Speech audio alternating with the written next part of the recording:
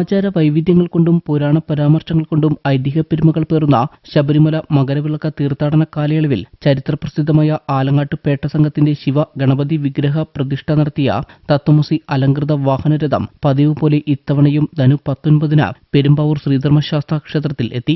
വെള്ളിയാഴ്ച വൈകിട്ട് ക്ഷേത്രത്തിലെ വിശേഷാൽ ദീപാരാധനയ്ക്ക് ശേഷം നൂറ്റാണ്ടുകളായി ആലങ്ങാട് സംഘം നടത്തുന്ന അയ്യപ്പൻ വിളക്ക് ഭക്തി നിർഭരമായി നടന്നു. തുടർന്ന് നാദസ്വരത്തിന്റെയും ചെണ്ടമേളത്തിന്റെയും അകമ്പടിയോടെ ശാസ്താക്ഷേത്രത്തിന്റെ പുറത്തെ പ്രദക്ഷിണ വഴിയിൽ പേട്ട സംഘം 3 പ്രദക്ഷിണം പൂർത്തിയാക്കി.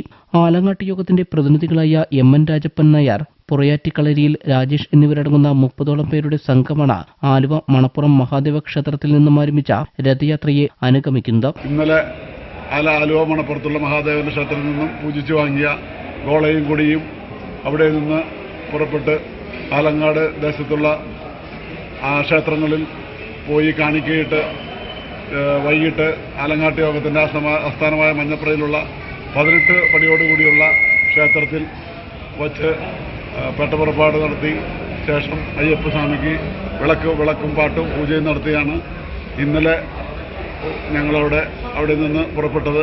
ശേഷം ഇന്ന് വൈകിട്ടോടെ പെരുമ്പാവൂരുള്ള ധർമ്മശാസ്ത്ര ക്ഷേത്രത്തിൽ എത്തിച്ചേരുകയും ഇവിടെ വെച്ച് നിങ്ങൾ കണ്ടമാതിരിയുള്ള പാരകപൂജയും പാട്ടും എല്ലാം നടത്തി ശേഷം സ്വാമിയെ എഴുന്നള്ളിക്കുന്നതിൻ്റെ കൂടെ നമ്മുടെ ആലങ്ങാട്ട് യോഗത്തിൽ നിന്ന് കൊണ്ടുവന്ന കോളയും എഴുന്നള്ളിച്ച് ആണ് നമ്മളിപ്പോൾ ചടങ്ങുകൾ പൂർത്തിയാക്കിയത്. തുടർന്നുള്ള ദിവസങ്ങളിൽ പേട്ട സംഘത്തിന്റെ രഥം കീഴിലം മഹാദേവർ ക്ഷേത്രം, മൂവാറ്റുപുഴ പുഴക്കരക്കാവ് ഭഗവതി ക്ഷേത്രം, കൂത്താട്ടുകുളം മഹാദേവർ ക്ഷേത്രം, കോട്ടയം ജില്ലയിലെ രാമപുരം ശ്രീരാമസ്വാമി ക്ഷേത്രം, ഏഴാച്ചേരി കാവിൻപുറം ഉമാമഹേശ്വര ക്ഷേത്രം, ഇളംകുളം ശ്രീധർമ്മശാസ്താ ക്ഷേത്രം തുടങ്ങിയ ക്ഷേത്രങ്ങളിൽ വിളക്കുപൂജയും നടത്തി സ്വീകരണങ്ങൾ ഏറ്റുവാങ്ങിയാണ് പേട്ട സംഘം ധനു 25 എരുമേലിയിൽ എത്തുക.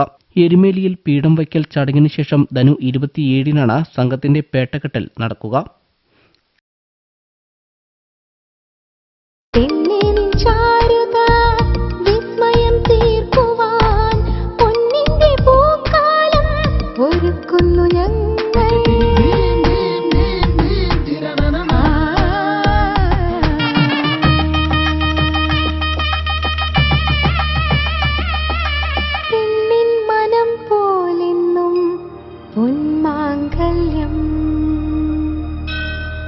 Bobby Chamanur International Jeweler.